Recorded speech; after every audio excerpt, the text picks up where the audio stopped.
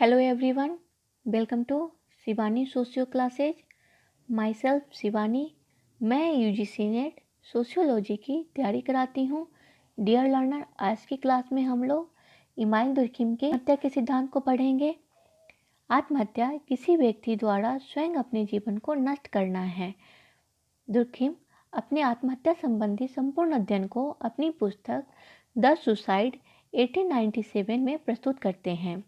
इन्होंने अध्ययन क्षेत्र के रूप में 11 देशों से आत्महत्या संबंधी आंकड़े संग्रहित किया है। Italy, Belgium, England, Norway, Australia, Sweden, Bavaria, France, Prussia, Denmark, Saxony इत्यादि। दुर्खिम आत्महत्या की गैर समाजशास्त्रीय व्याख्याओं जैसे मनोवैज्ञानिक, जैविक और भौगोलिक व्याख्याओं को खारिज करते हैं और आत्महत्या को सामाजिक तथ्य या घटना मानते हैं।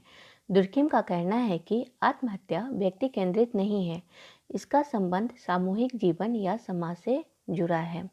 दुर्खिम आत्महत्या के रूप में समाज व व्यक्ति के संबंधों को देखते हैं तथा यह बताने का प्रयास करते हैं कि किस सीमा तक व्यक्तियों के व्यवहार को सामूहिक वास्तविकता निश्चित करती है और वहीं दूसरी ओर कहाँ तक समाज व्यक्ति पर इन सब दबाव का परिणाम को आत्महत्या के रूप में देखता है।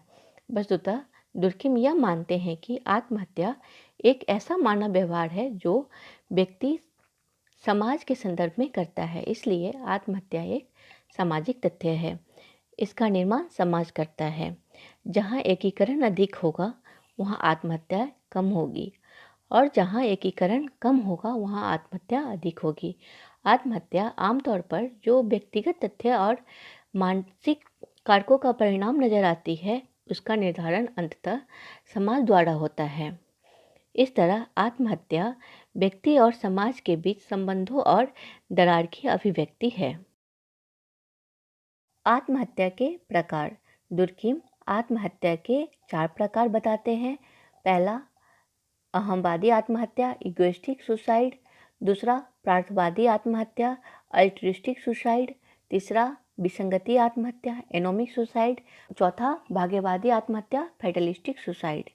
अहंवादी आत्महत्या, इगोइस्टिक सुसाइड को व्यक्तिवादी आत्महत्या भी कहा जाता है। इसमें व्यक्ति और समाज के बीच संबंधों में इतनी दूरी हो जाती है कि व्यक्ति अपने आप को जिंदा रखना बेमतलब मानने लगता है। अहंवादी व्यक्ति बहुत स्वाभिमानी होता है, वह खुद को समाज से ऊपर मानने लगता है, वह किसी तरह अपनी स्वार्थ पूर्ति करना चाहता है।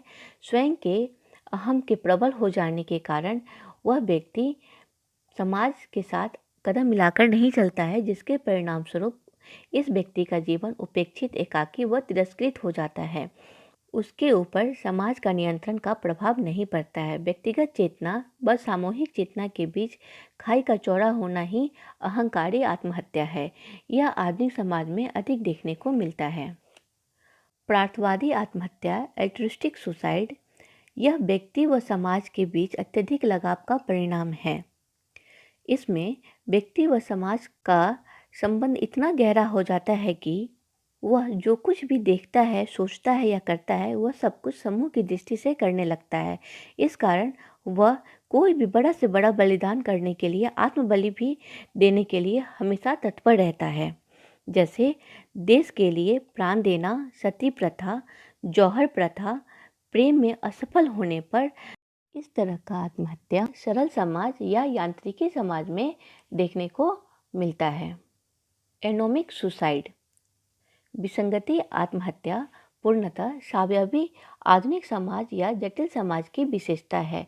विसंगति की स्थिति के कारण घटित होने वाली आत्महत्याएं विसंगति आत्महत्या कहलाती है। विसंगति की स्थिति में समाज में एकाएक कोई क्रांतिकारी परिवर्तन के हो जाने के फलस्वरूप उत्पन्न हो सकती है और इस प्रकार एकाएक परिवर्तन के कारण उत्पन्न परिस्थितियों के साथ हो सकता है कि कुछ लोग अपना अनुकूलन करने में असफल रहे और उनके व्यवहार में आदर शून्यता और अस्वाभाविकता पनप जाए, जो अंततः आत्महत्या के लिए प्रेरित करता है। जैसे फसल के नष्ट हो जाने पर किसानों द्वारा की जाने वाली आत्महत्या संगति की आत्महत्या कहलाएगी।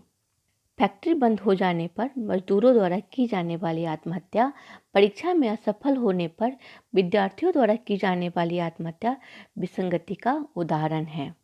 फैटलिस्टिक सुसाइड, भाग्यवादी आत्महत्या। वैसे दुर्खिम भाग्यवादी आत्महत्या की बात तो बहुत नहीं करते हैं, बहुत कम ही करते हैं। इसमें बंधुआ मजदूरों और गुलामों द्वारा की जाने वाली आत्महत्या भाग्यवादी आत्महत्या के अंतर्गत आती है।